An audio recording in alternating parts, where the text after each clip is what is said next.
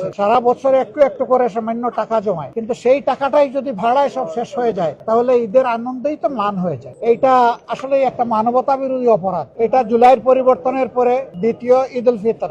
এর আগে গত বছর আমরা একটা ঈদ উল ফিতর উদযাপন করেছি।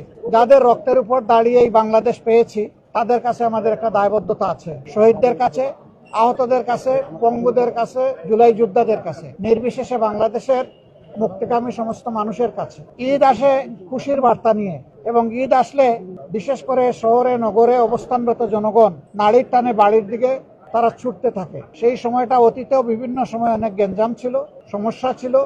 এবার সমস্যাটা হয়েছে আরো বেশি মাত্রায়। আমরা খুবই ব্যথিত, আমরা লজ্জিত।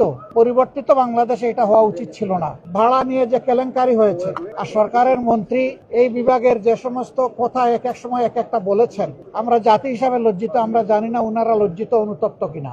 স্বল্প আয়ের মানুষরাই বেশিরভাগ যায় গ্রামের দিকে, সারা বছর একটু একটু করে সামান্য টাকা জমায়, কিন্তু সেই টাকাটাই যদি ভাড়ায় সব শেষ হয়ে যায় তাহলে ঈদের আনন্দেই তো ম্লান হয়ে যায়, তারা কষ্টের মধ্যে পড়ে যায়।